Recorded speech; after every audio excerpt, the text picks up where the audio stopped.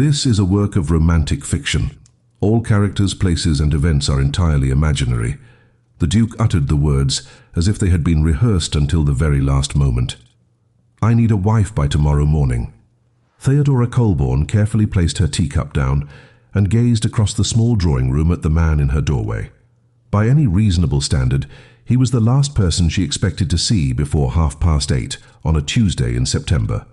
She was 27, usually composed and accustomed to handling interruptions with proper decorum. This was far from decorous. "I beg your pardon?" she asked. "A wife." He paused. "By tomorrow morning." Another pause. "I understand it is irregular."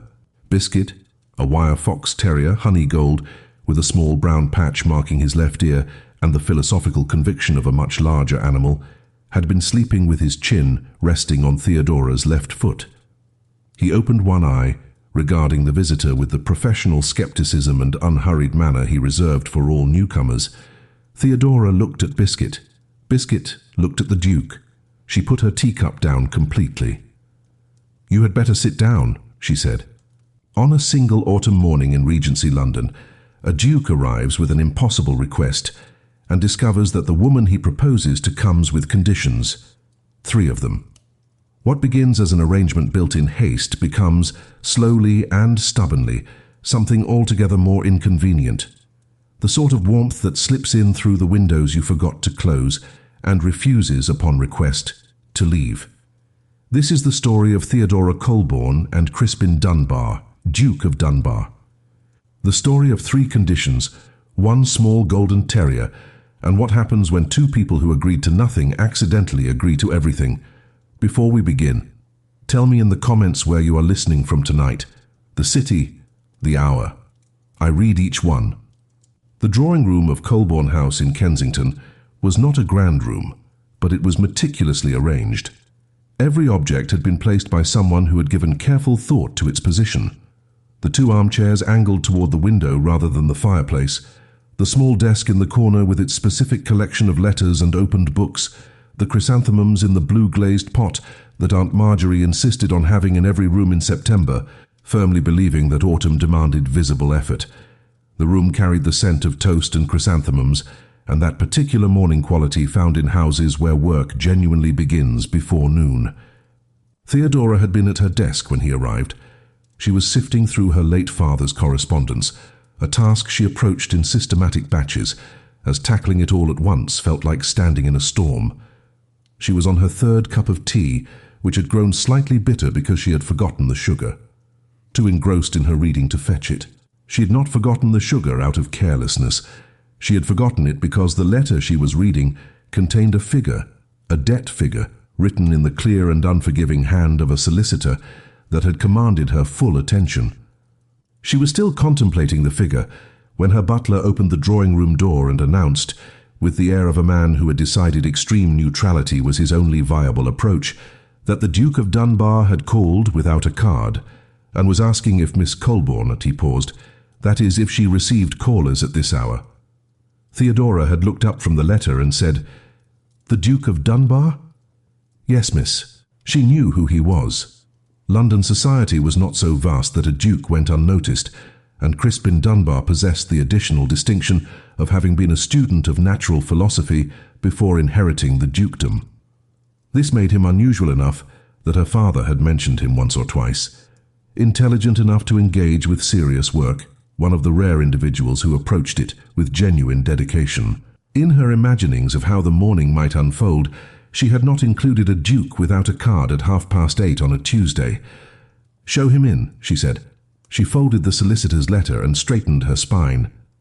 He was tall, broader than one might expect for a man who spent time among books and ledgers, with the posture of someone who had made difficult decisions and knew he would likely face more.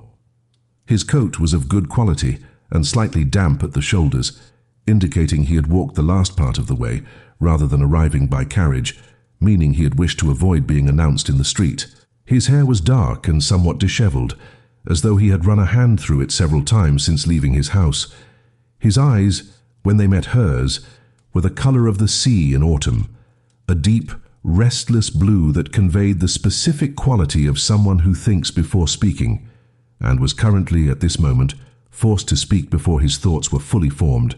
He bore the look of a man in controlled crisis, which was somehow more unnerving than outright panic, precisely because of the effort he was expending. He stated his purpose at once, which she appreciated, as he made no pretense. He spoke of Lord Reginald Ashby and of the will, a clause written some 15 years ago by a great-uncle who believed, perhaps more firmly than circumstances warranted, that married men were steadier men. This belief had been encoded as a legal condition. Crispin must be married before Lord Reginald died, or a substantial portion of the Dunbar estates, specifically the house in Northumberland where his mother had grown up and where he had spent his childhood summers, would pass to Lord Phineas Colby. Lord Reginald was not expected to live more than 48 hours. Theodora listened to all of this with the cup of bitter tea cooling on the table beside her, and Biscuit settling at her feet, watching the Duke with the focused attention he usually reserved for birds outside the window. She listened as her father had taught her to listen, without interrupting, without formulating her response before the speaker had finished, attending to the structure of what was being said as much as its content. The structure of this was a man who had run out of time, but who within that time constraint had chosen to come to her specifically rather than to any of the other eligible women in London, and who was explaining himself with a thoroughness that slightly exceeded the urgency required. He was not merely asking her, he was making a case. There was a distinction, and she noted it. "And Lord Phineas Colby," she said when he paused. "He is unpleasant, you said." "He is the kind of man," Crispin said carefully, "who understands the letter of every obligation and the spirit of none. The Northumberland house has been in the family for 4 generations. He would sell the East Wing within a year of owning it." "And you cannot simply buy him out?" "The clause is specific. Inherited, not purchased." She observed his expression. He had spoken this as people speak of things they have reviewed many times, arriving each time at the same impasse. The impasse was not anger, she noted. It was grief, very well contained. She had lived with grief for 2 years and recognized it in others. When Crispin finished, she asked, "And why me specifically, Your Grace? There must be others who would accept such an arrangement with fewer complications." He remained quiet for a moment, appearing to weigh the honest answer against the politic one, and choosing, after a breath, the honest path. "You are the only woman I have spoken to in the past 2 years who said something worth thinking about afterward." He said it simply, as if it were a mere logistical fact. Theodora remained very still. She asked, "When did we speak?" "At the Pemberton dinner in March. You were discussing your father's work on observational method with Lord Kincaid, who understood approximately half of it. I listened from across the table. You told him that the most important quality in an observer was the willingness to be surprised by what they found, rather than seeking confirmation of what they already believed." She remembered it. She had not noticed him listening. "You remembered that," she said. "I have thought about it several times since." The morning light streamed in, thin and gold, through the sash windows, falling across the desk, across the solicitor's letter she had folded and set aside, across the small practical items of a life that was hers and entirely of her own making, and currently by the numbers on that letter, somewhat precarious. She looked at the man sitting across from her, holding his hat in his hands and gazing back with the expression of someone who had done something very risky and was attempting to appear as though he had not. She said, "Tell me the rest of it." He told her the rest, the estate, its condition, its finances, which were sound but had suffered, he acknowledged, from 2 years of his inattention. The London townhouse, larger than she would be accustomed to. The staff, loyal if underworked. Lord Phineas Colby, who would be unpleasant about the whole affair but had no legal recourse if the marriage was registered before Lord Reginald passed. He also told her that he would settle the debts of the Colborne estate if she agreed, that she would want for nothing in practical terms, and that he understood this was an unusual request, and she had every right to refuse. He spoke the last part in the specific voice of someone who had prepared himself for refusal, and was managing his facial expression accordingly. She looked at her hands. The ink on her fingers was from the letter she had been transcribing. The sun through the window carried the scent of autumn. That cool gold one breathes in carefully because it is known to be fleeting. Outside, somewhere in the street, a horse shifted on the cobblestones, and the sound drifted through the sash window with the clarity that only September brings. She thought about the letter she had folded and set aside, the figure within it, the neat, unforgiving arithmetic of a debt that grew whether or not she looked at it. She also thought of something else, which she would not have admitted aloud. She kept, in a small notebook she showed no one, a record of conversations worth remembering. She had added the conversation with Lord Kincaid at the Pemberton dinner in March to that notebook, not for her own part in it, but because of the feeling she had had halfway through explaining her father's premises on observational method, that someone across the table was paying a different quality of attention. She had not seen who it was, she had not looked. She had been too interested in the argument to care. She cared now somewhat and found that inconvenient. She said, "I have conditions." He did not appear surprised. He looked, in fact, relieved, like someone who had been dealing with an entirely unreasonable person and had just encountered someone who merely possessed standards. He said, "Tell me." She took a moment before speaking, not out of uncertainty. She had known she would realize later, within the first 2 minutes of his explanation, what her answer would be. But conditions required framing, the particular precision that distinguishes a stated expectation from a vague hope. Theodora had learned, in 27 years of living with a scholar who held precise opinions about the value of clear premises, that a vague hope was worth almost nothing. She said, "Condition the first." He waited, his hands quiet in his lap, which told her he had decided to listen carefully rather than simply await his turn to respond. "Once a day, you will tell me one true thing." She watched him. Not a pleasantry, not a formality, not the sort of thing one says at dinner when conversation flags. One real observation, about yourself, about your day, about anything at all. It need not be important. It must be honest. He looked at her. "That is an unusual request." "It is," she agreed. "Are you refusing it?" "No." He was quiet for a moment. The fire in the grate made a small sound, something shifting in the coals, and the light in the room stirred slightly. "I am merely wondering what happened to you to make it necessary." She felt something shift in her chest, a subtle movement, like something settling. He had said it without pity, which was the only way she could have borne it. Not, "What a peculiar condition." Not, "Surely that isn't necessary." Only, "What happened?" As if it were natural that something had happened, and the question was merely what. She looked at the cup of cold tea on the table beside her, having forgotten it entirely. She said, "That isn't your concern at present. Condition the second." He nodded once, as if filing this exchange away. "I will manage the household, all of it. The accounts, the staff, the provisions, the correspondence relating to domestic matters, without review or interference from you or anyone acting on your behalf." Something in his expression changed. Not reluctance, but relief again. The relief of a man being told he no longer had to do something he had never been good at. He said, "Agreed." She said, quickly, "I have no talent for domestic management," he said, with what she suspected was the first entirely unguarded statement he had made since sitting down. "I strongly suspect something is wrong with the household accounts, and I have no idea what it is. Someone competent taking this on is not a concession I am making. It is a gift I am receiving."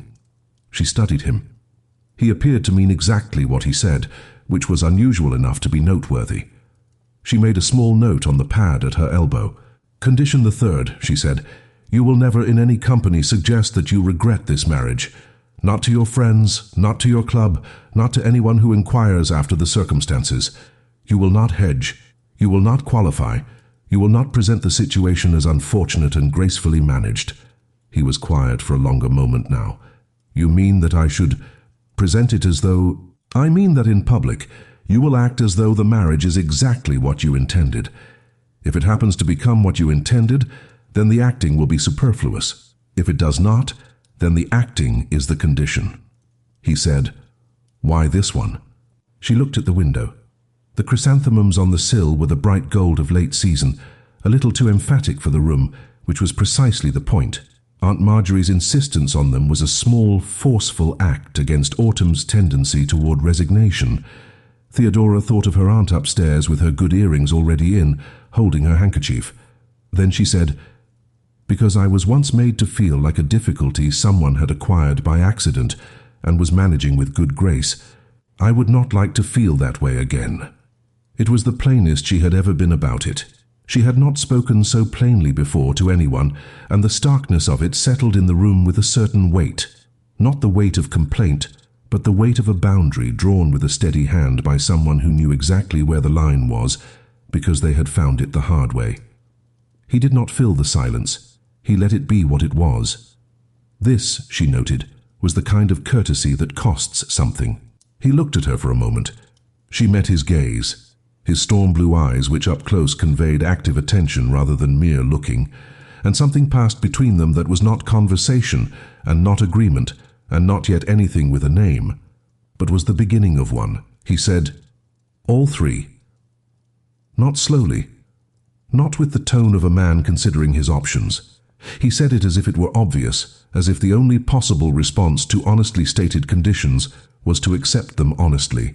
Theodora wrote something on her pad, finding she needed to do something practical with her hands at that particular moment. Biscuit, who had been sitting near the fireplace throughout all this with the focused stillness he adopted when he had decided something, stood. He crossed the room with his characteristic combination of dignity and speed. He sat on Crispin's foot, looked up at him, and then looked at Theodora with the expression of a dog who had rendered a verdict. Theodora looked at her terrier. Biscuit had in 4 years disliked the greengrocer's boy, 3 of her father's former students, 2 of Aunt Marjorie's sisters, the man who came to service the clock, and every other visitor to this house without exception. Biscuit approved of Mrs. Farris, who gave him scraps from the kitchen. Theodora, and apparently with no prior warning and no visible justification, Crispin Dunbar, Duke of Dunbar. Theodora thought, "Oh, for goodness sake." She said to the Duke, "My aunt will want to meet you." Aunt Marjorie Fenn was a small woman, pink-cheeked and warm-handed, with white hair arranged under a cap, and the gift of looking simultaneously alarmed and pleased, which was the expression she wore for most of life's significant events. She arrived in the drawing-room 7 minutes after Theodora sent for her, meaning she had dressed quickly and still found time to put on her good earrings. She shook Crispin's hand with both of hers, a gesture not formal, but Theodora had always felt thoroughly honest. She said, "Your Grace, I'm very glad to meet you." She looked at Theodora, then at Crispin, then at Theodora again. Then she produced her handkerchief from her sleeve, a sign that the earrings had been the right decision. "I will leave you to discuss the practicalities," she said, her voice not quite steady. "But Theo, yes." She went back upstairs. The practical matters were handled by Crispin's solicitor, a quick and efficient man named Aldridge, who arrived within the hour with the machinery of a special license already in motion, because Crispin had set it in motion that morning before coming to Colborne House. Theodora found this, on reflection, impressively presumptuous. She said so. He said, "I was prepared for rejection, but I wanted to be prepared for acceptance as well." She said, "That is extremely organized of you." "It is, rather." The license was obtained. The ceremony was arranged for the following morning at a small chapel off Kensington High Street, whose vicar owed Aldridge a favour of some professional variety that was not explained. Theodora spent the afternoon going through the business of her father's estate with Aldridge, and found at the end of it that the weight of the solicitor's letter she had folded that morning had been, mathematically, lifted. She sat for a moment with that knowledge, which did not feel the way she had expected relief to feel. It felt quieter. She wore the blue silk dress. It had been her mother's choice, selected in a milliner's in Bath when Theodora was 19, and her mother was already ill, but wished to do something ordinary and specific and good. She had pressed the bolt of fabric against Theodora's dark hair and said, unhesitatingly, "This one." Theodora had never worn it to anything that felt worthy of it. She put it on now in the grey September morning, and her reflection in the glass showed her someone who looked rather more collected than she felt. The chapel was small and smelled of cold stone and old wood, and the faint sweetness of beeswax from the altar candles. Light streamed in through a single high window and fell in a narrow column across the stone floor. There were 5 of them in the room: the vicar, Theodora, Crispin, Aunt Marjorie with her handkerchief already produced, and Barnes, Crispin's valet, whose expression had not changed since the previous morning and showed no particular signs of changing now. The words were the same words. Theodora spoke them clearly. Crispin spoke them clearly. She had expected it to feel strange. The strangeness of it was considerable, but when the vicar began and she heard her own voice speaking the familiar phrases, something happened that she had not anticipated. The words occupied the room differently when she was the one saying them. They had weight. They had always had weight, she supposed, but she had not been inside their weight before. She was inside it now. Behind her, Aunt Marjorie made a sound that was not quite a sob and not quite a sigh, and was somehow both. Crispin produced the ring, rose gold, a small garnet at the center, the kind of ring that had been worn before and carried its history lightly, and something settled in the room that was not strangeness. It was weight, the particular weight of a thing that had been decided, and could not now be undecided, and which both parties had chosen anyway, and that was, in the end, what it meant to decide. He placed it on her finger. She looked at his hand, steady, careful, warm. She looked at his face. He looked back at her with something that was not certainty exactly, but was close to it in the way that a door left ajar is close to being open. They walked out into the September morning, and Lord Phineas Colby was there. He stood at the foot of the chapel steps as though he had arrived hoping for an interruption, and found instead a conclusion.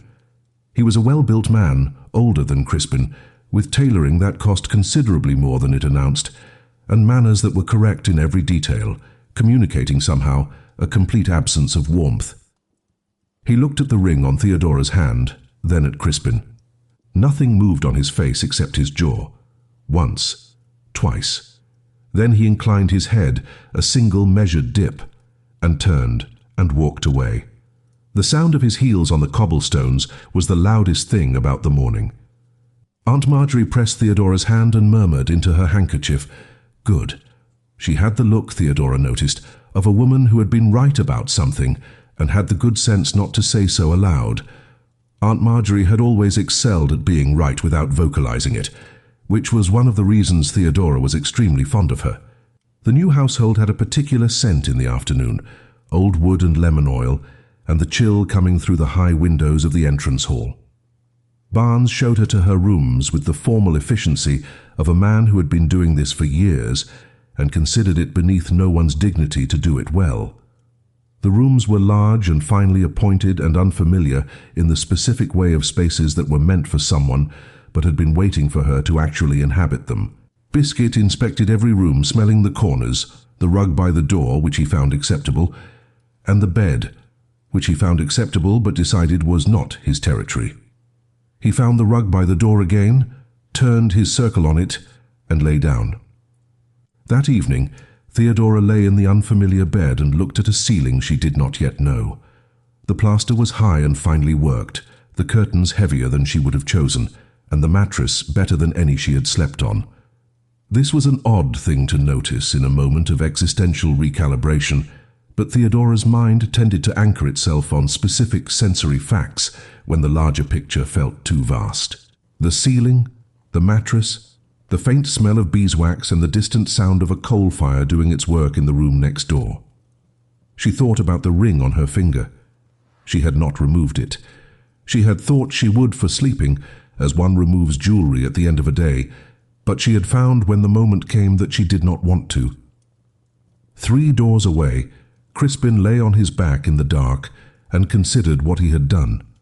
He had done many things in his life that were rational, several that were necessary, and a handful that were both. What he had done today was neither. It was something else, something that lived in the space between rational and reckless, and chose to reside there without obvious apology. That morning, he had told her she was the only woman whose conversation stayed with him. He had not planned to say it like that.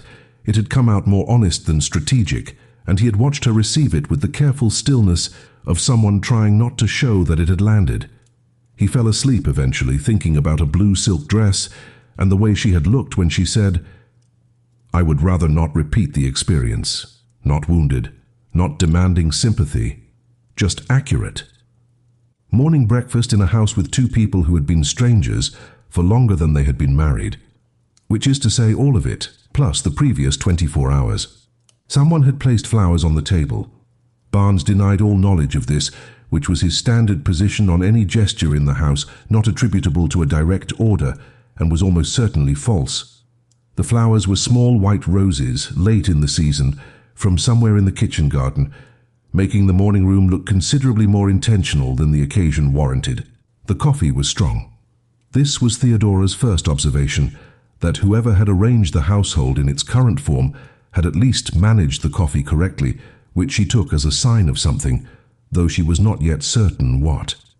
She wrapped both hands around the cup and drank it black, not her usual preference, but the sugar was at the far end of the table, and the morning felt too uncertain for that kind of reaching. Crispin sat across from her, dressed with the same precision as the previous day, minus the dampness. He was looking at his coffee with an expression that suggested he was constructing a sentence. She waited.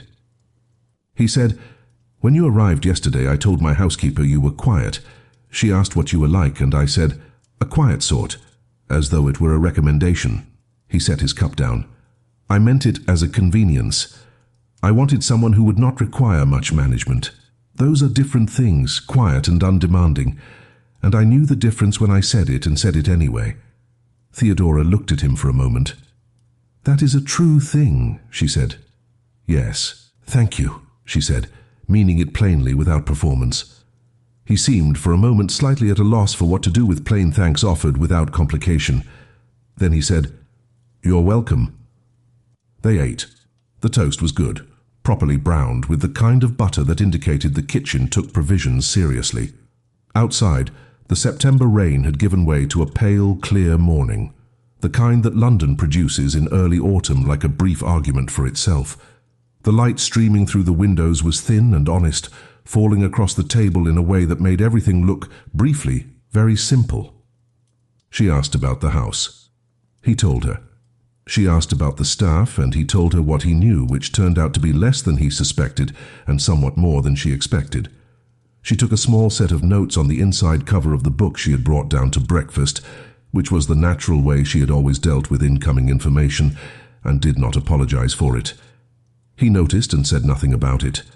This was its own kind of courtesy. He refilled his coffee cup and waited.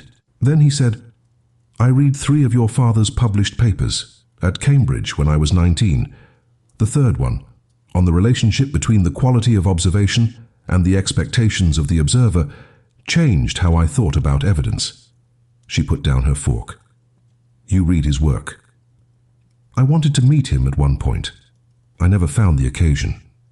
He paused. "I'm sorry I didn't." She was quiet for a moment. Outside the window, a sparrow landed on the sill and regarded the garden below with evident disapproval. She watched it. The garden itself was a narrow space, tidy in the way of gardens that don't receive much attention, but are tended by someone conscientious. Privet, a small apple tree, passed its fruit, the last of the late roses in a brown cluster at the far wall. Her father had spent very little time in gardens. He had spent his time in papers and in conversation with people interested in how things worked, and this man sitting across from her had been one of those people at 19, before either of them knew the other existed. She found that strange and also not strange. He would have liked to know that someone read them, she said, when she had finished watching the sparrow. He used to say that the only thing worse than a wrong idea was a correct idea that nobody looked at. "That is a very good line," Crispin said. He had several, she said. They did not discuss it further.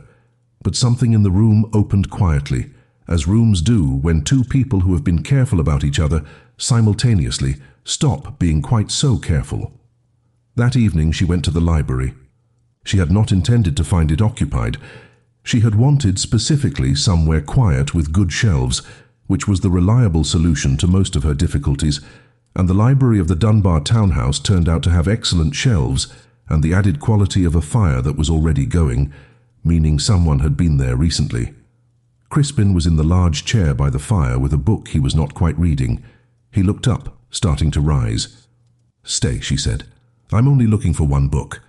She found it, a collection of natural philosophy essays she had been halfway through before the move, and became slightly distracted by the section of shelves adjacent to it, because whoever had assembled this library had done so with genuine taste and had left margins in several of the volumes, and she was the kind of person to whom margin notes were irresistible. Biscuit had followed her from the bedroom with the air of a dog attending to a commitment. He came through the door, stopped. He looked at the room. Fireplace, rug, the large chair, and its occupant. He looked at Theodora. Then he crossed the room with great purpose and lay down on the hearthrug with his chin on his paws and closed his eyes. He did not come when she called. She looked at him for a moment. Honey gold against the warm red of the rug, the brown patch over his left ear, the absolute and total peacefulness of a creature who had made a decision. "He does that," she said. "He found the rug this afternoon," Crispin said, something in his voice carefully not amused. "I found him here when I came in at 4. "He has his own rug," she said. "In my room. A very good rug. Perhaps this one is better situated." "He is a great betrayer," she said. "He seems entirely at peace with that," Crispin said. She stayed in the end. She took the window seat where the curtain formed a kind of alcove, and she read her book. He read his. The fire did what fires do in September, making everything feel more manageable than a strict examination of the circumstances would suggest. At some point the clock on the mantel chimed 10 and she did not notice, and at some later point she was asleep, with the book tipped against her shoulder and the curtain slightly warm at her back, and there was a blanket over her that had not been there before. She woke briefly to find the lamp turned low, Biscuit still on the rug, and Crispin gone. The fire was beginning to settle into its last good hour, and the house was very quiet around her, in the way houses are quiet when they have decided to be benevolent for the evening. She sat for a moment in the window seat, blinking with the book still in her lap and a blanket around her shoulders that had not been there when she fell asleep, and she listened to the house breathe and thought, "I could come to know this." She started with the kitchen, because kitchens reveal the true nature of a house, not the state of the reception rooms, nor the condition of the silver. The kitchen tells you what the house thinks of the people who work inside it, and what resources it is willing to deploy in their service. Mrs. Farris was a woman in her mid-50s, compact and economical in movement, with forearms that spoke of years of physical work and eyes that held the specific quality of someone who had been managing a difficult situation for so long that management had become invisible. She had been in service to the Dunbar household for 19 years. She told Theodora this in the first 5 minutes, not as information but as a measurement. 19 years, which meant she had known the previous Duchess and the one before, and the way things had been done, and the ways they had changed. The conversation lasted 40 minutes. When it was over, Theodora knew 3 things. Mrs. Farris had been paid the salary of a kitchen cook for 18 months, despite performing the work of a housekeeper, because the position had gone unfilled and the kitchen had simply absorbed the responsibility. 2 of the younger kitchen girls were her nieces, working for almost nothing because there was nowhere else for them to go, and Mrs. Farris had asked it of them as a favor. The last time anyone from the family had inquired after the kitchen budget, it had been the late Duchess of Dunbar, 2 years before her death. Theodora offered Mrs. Farris the appropriate salary, retroactively, applied from the point at which the responsibilities changed. Mrs. Farris sat down, the way people sit when their legs have decided that emotion is the more pressing concern. She looked at the table, breathed, and then said, "Will you take cake, Your Grace? We've not had occasion to bake a proper cake in some time." "I would very much like cake," Theodora said. The accounts took longer.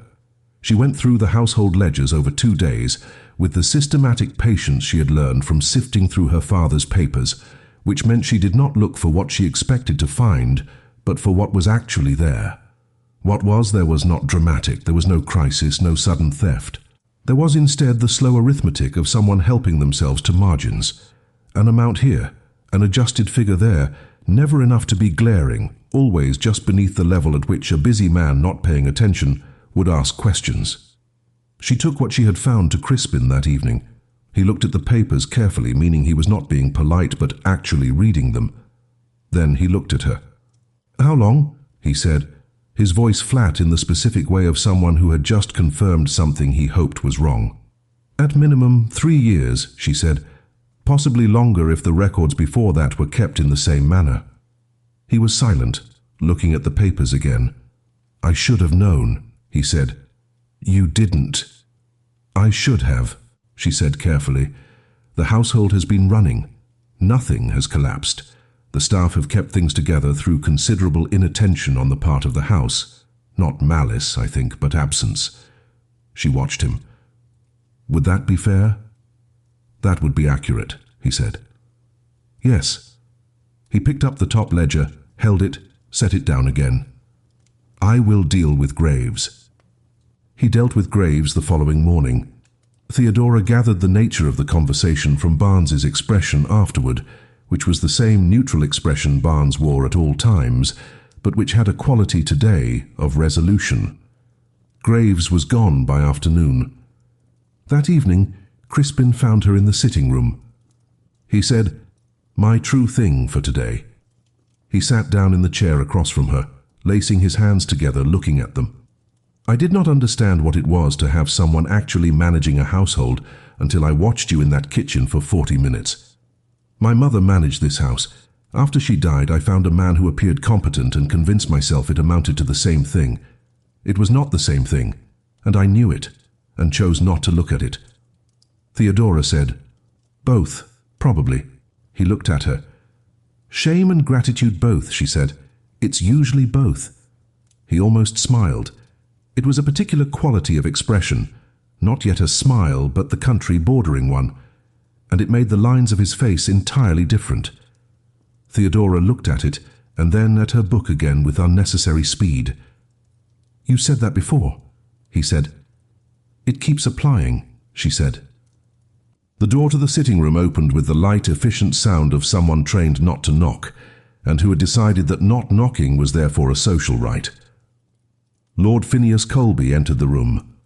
He was, as always, beautifully turned out, the kind of tailoring that cost considerable money in the service of looking effortless, which was the most expensive kind. He spoke to Crispin first. Estate matters, papers relating to Lord Reginald's settled affairs, things requiring a signature. His manner was pleasant. His eyes, when they moved to Theodora, were the opposite of pleasant in a way that would have been very difficult to describe afterward. He said to Theodora, in the voice of someone offering a kindness, "I imagine it is all rather a great deal coming from a quieter situation. If you ever find yourself in need of counsel about managing a household of this complexity, I am always very willing to assist." Theodora looked at him. The velvet in the delivery was good. She had to acknowledge that. It was the kind of thing said with such polished solicitude that disagreeing with it would look like poor manners. She said, "That is very kind of you." She paused for exactly the right length. "Would you like some cake? Mrs. Farris has been baking again. The kitchen has been quite reinvigorated." There was a brief moment where Phineas had nothing to say. From the corner of the room, Biscuit raised his chin from his paws, looking at Phineas with the focused, unhurried gaze of a small animal who had taken a measurement and found the result unsatisfactory. A low, quiet, entirely certain sound came from him, and then he lowered his chin again. Phineas declined the cake. He left shortly after, and the door closed behind him with the careful precision of someone who had been managing their expression for 40 years and found their face less reliable near exits. When the door closed, Crispin looked at Theodora. She was looking at Biscuit. "He does not usually growl," she said. "Then I trust his judgment," Crispin said. She looked at Crispin. He was still looking at the door Phineas had left through, and his face had the particular quality of a man who had been patient about something for a long time and had just found that patience slightly less available than usual. She said, "He expected to inherit something that was never his." "That is exactly right," he said, and the precision of his agreement told her that he had thought about this in exactly those words and not found a better formulation. They sat for a moment in the quiet of it. She said, "Your true thing today was about the household, that you'd been absent. that you knew it and chose not to look at it. He looked at her. People rarely acknowledge that sort of thing, she said. The choosing not to look. It's easier to call it oversight. It was oversight, he said, with choosing in it. Yes, she said, that's the exact shape of it. Biscuit stretched his front legs out long and sighed with the total contentment of a dog who had watched humans work through a difficult passage and was satisfied with the outcome. The cake, when Mrs. Farris brought it up an hour later, was a dense, dark fruit cake that smelled of cloves and something warm and deliberately made. Theodora ate 2 slices and felt for the first time in some months that the general direction of things was not merely acceptable, but was in fact good. 6 weeks into the marriage, Lord Pemberton hosted a dinner. These were by any measure the significant dinners, those that served as society's version of an official record. Theodora understood this before she arrived. As a scholar's daughter, she had attended enough of her father's academic evenings to understand their grammar. Who stood near whom, which silences were friendly and which were not, the precise social vocabulary of a turned back or a particular smile. Academic dinners had their own cruelties. Society dinners had the same cruelties expressed in nicer rooms. The rooms were very nice. 20 guests, candles on every surface, the smell of beeswax and hothouse flowers, something forced, too sweet, roses that had never seen a garden, and silver that caught the light with a performative glitter. The soup was a leek and cream affair that smelled of genuine cooking, which was a relief. Theodora ate it carefully, watching the room and being watched by the room in return. She was seated 3 people from Crispin, an arrangement of the table, and not a slight, but it meant she was on her own in a section of the dinner that included Lady Farquhar on her left, who had the manners of someone who had been perfecting them for 40 years as a weapon, and a Lord Somebody on her right, who had asked 3 questions about her father's work, with the expression of a man who had done a small amount of research and expected to be thanked for it. She managed both with the particular skill she had developed for managing things quietly. She asked questions which deflected attention. She listened carefully, which was interpreted as deference, but was actually observation. She watched the way the room moved, the small currents of attention and realignment that told you who mattered to whom and how. She watched Crispin across the table in the candlelight. He was different here from the man who had sat in her drawing room 8 weeks ago, looking damp and urgent. Here he was the Duke of Dunbar, measured, attentive when spoken to, the kind of person who commands a room not by volume, but by precision. He did not talk much, but what he said tended to be the thing that resolved the question. Lord Pemberton was clearly pleased to have him, meaning Pemberton needed something from him, which meant nothing in particular except that Crispin was someone people needed things from. She had been watching him for 6 weeks in moments like this. She had been trying to stop. After the soup and before the fish, Lady Farquhar asked her, in the pleasant tone of someone making inquiries that were not inquiries, whether the marriage had been arranged quickly due to some specific circumstance. Theodora said, "All marriages are arranged to some degree. The question is whether the arrangement is honest. Ours was very honest." She smiled. "I find I prefer it." Lady Farquhar received this without the tools to answer it. This was satisfying in a small, clean way. Then Crispin was beside her. He had moved quietly during a shift in the table's configuration. He did it with the ease of someone used to moving through rooms without being obvious about it. And he was saying to Lord Pemberton, who had followed him, "Allow me properly, da. You'll know the name. My wife, Theodora Colborne Dunbar. Professor Anthony Colborne's daughter. The paper on observational method that circulated at the Royal Society 2 seasons ago, that was her father's. The practical applications questions it raised came up at Pemberton's last spring, I recall." He spoke her name as though it had always belonged in that sentence. "She has, incidentally, done more with the Dunbar household in 6 weeks than I managed to notice in 6 years, which speaks to her considerable abilities and very little credit to my own." The laughter was genuine. Lord Pemberton shook her hand and asked about the observational method paper. She answered, finding that she knew it well enough to be interesting about it, and that the conversation turned, and that for the next several minutes she was simply a person at a dinner speaking about a subject she cared about, which was, she realized, entirely different from being a subject of discussion. The carriage ride home was quiet. Outside the windows, a fine November mist had descended over the streets, turning the gas lamps into soft blurred halos and making the cobblestones dark and wet. The carriage rocked gently over the uneven paving. It smelled of cold air and polished leather and something warm, and Theodora sat across from Crispin watching the lamplight pass and saying, "You didn't have to say all that." He said, "Condition 3. She said, "That was more than condition 3. He said, "Yes."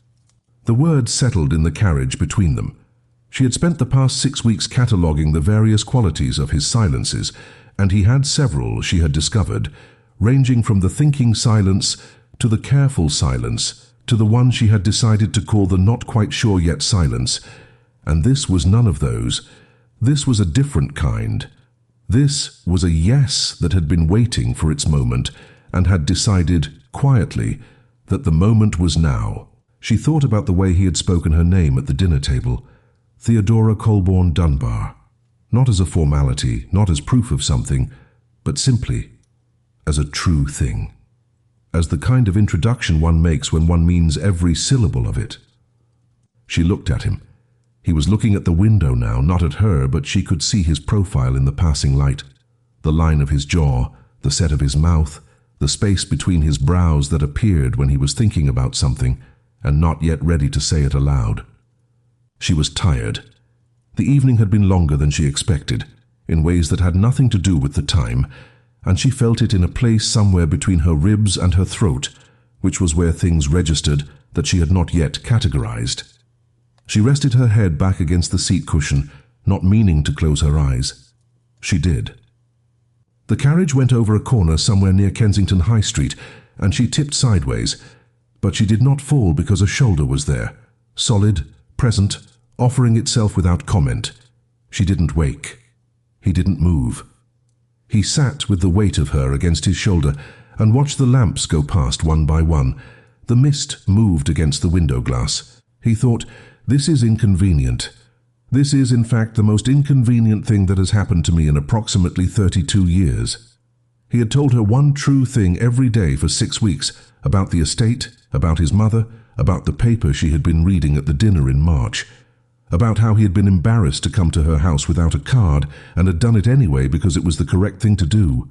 He had told her about Phineas, about what Phineas had expected, about why the house in Northumberland mattered, that it had been his mother's, and that the thought of Phineas walking through it was something he could not fully put into words.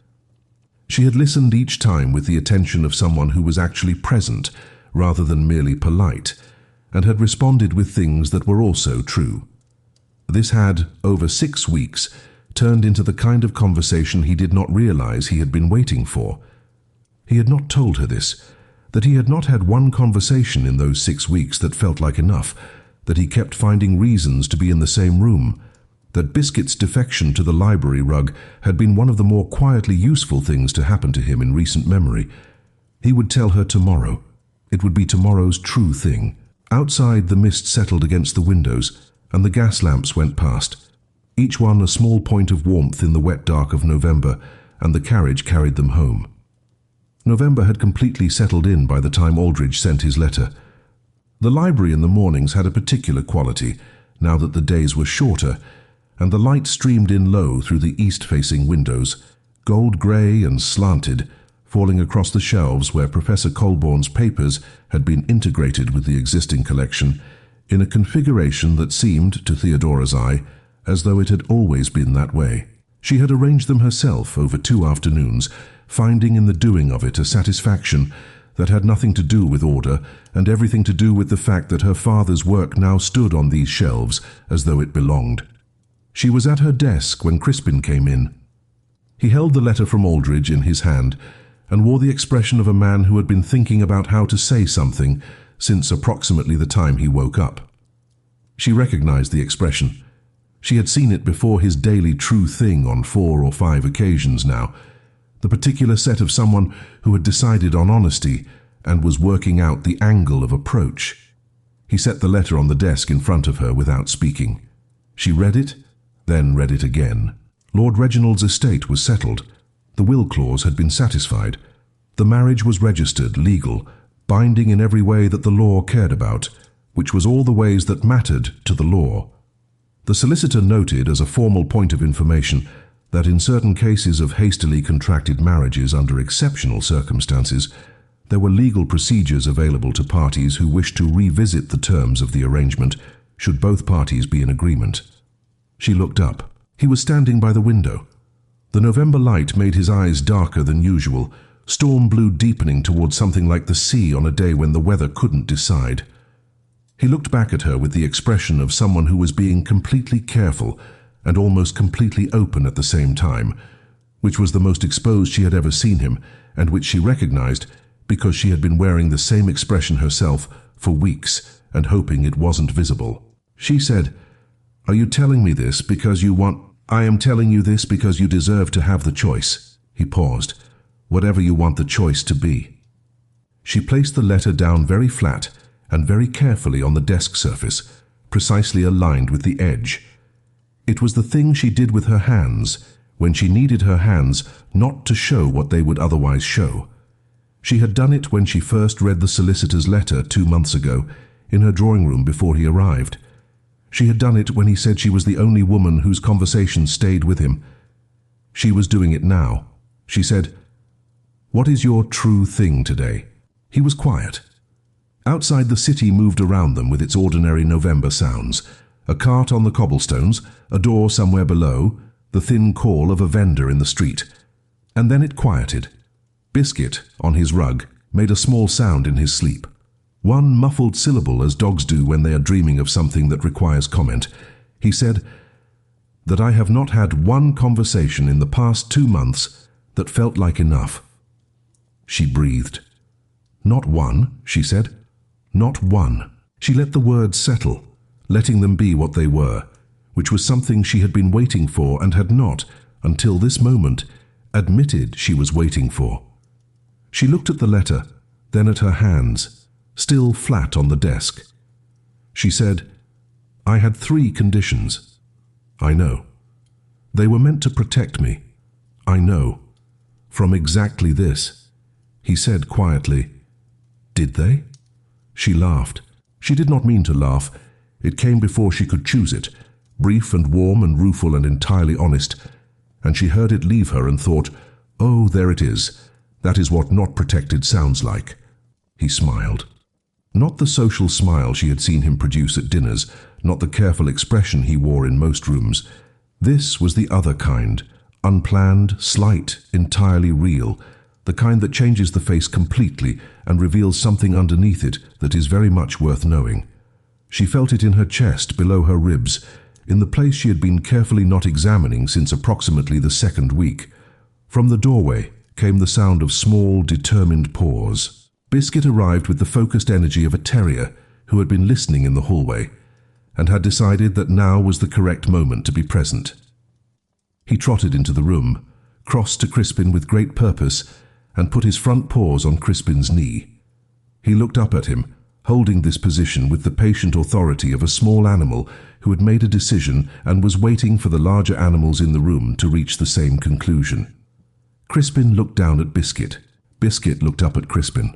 Crispin said quietly to the dog, "Yes, all right." Biscuit dropped back to the floor, turned his precise circle, and lay down on the library rug with his chin on his paws and closed his eyes. He was asleep within 30 seconds. His opinion had been rendered and he was done with the matter.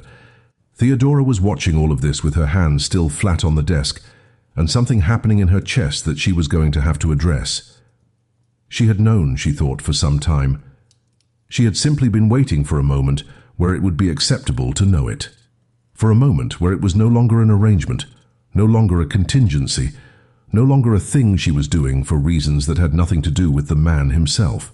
He had given her that moment now with a solicitor's letter and an honest question, and the patience to wait for her answer.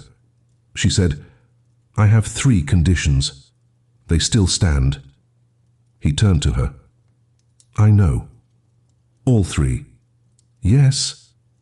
She looked at him for a moment. The November light was behind him, making his silhouette clear against the window, and she thought, "I have looked at you for 2 months and been very careful not to see you. She had stopped being careful somewhere around the 5th week, if she was being honest, but she had continued to maintain the appearance of carefulness because the appearance was a useful thing, and she had been wearing it her whole life. She said, "Good. Then, yes." He did not ask what the yes was for. He knew. She could see him know it. The small shift in his expression, the particular quality of attention he paid to her when she had said something that mattered, which was the same attention she had been watching for 2 months and trying not to catalogue. He crossed to the desk. He did not reach for her. He stood close enough that she could smell the cold of the November air still on his coat, and wool and ink, and something underneath that was simply him, and he said with great care, "May I?" She said, "Yes." He took her hand, holding it with the deliberateness of someone who had been thinking about this for a long time, and was now treating the reality of it with the respect the thought deserved. Her fingers were ink-stained, as they almost always were. His were cool from the morning. Together they were warm. She looked at their hands, then at his face. She found there exactly what she expected to find. Not triumph, not relief, not any of the convenient emotions, only something quiet and specific and entirely real, the expression of someone who was precisely where they wanted to be, and was glad about it in the way of people who rarely allowed themselves to be glad about anything. She thought, "I am going to stop trying not to catalogue this." They stood in the low November light, in the library that held 2 lives' worth of books arranged on the same shelves, and Biscuit slept on the rug between them with the deep, satisfied snoring of an animal who had planned this weeks ago and was merely waiting for the humans to notice. He probably did. 3 years later, Colborne House still stood, smaller than Dunbar House in every measurable sense and considerably more interesting, as Theodora had always maintained. The debt was settled, and the kitchen had been entirely refurbished. Mrs. Farris had trained 2 new kitchen girls who were not her nieces, and were very good. The library in the London townhouse had expanded to the point where a second set of shelves had been required, which Crispin had installed himself one Saturday morning in March, while Theodora sat in the window seat reading and offered directional commentary. Lord Phineas Colby had removed himself eventually to his estate in Hertfordshire, where he was understood to be managing his own affairs with the determined dignity of a man who had lost something and intended to give no indication of it. Biscuit's muzzle had gone grey at the edges, as it does, but he held the library rug with the authority of long possession and was not moved from it by anyone, including Crispin, who had stopped trying 2 years ago and now simply worked around him. Crispin told her one true thing every day. Sometimes it was important, a worry about a friend, a realization about the estate, something he had been carrying for years and finally found the right words for. Sometimes it was only, "The light was particularly good this morning. I thought of you before I thought of anything else." She always answered honestly in return. The 3 conditions had never been revoked. They had never needed to be. They had become in time simply the texture of the life they had built, the way of knowing each other, the way of choosing each other, the daily architecture of something that had been entered in haste and furnished slowly, with something far more lasting than either of them had planned for. They were not, as it turned out, a cage. They were a door, and they had both walked through,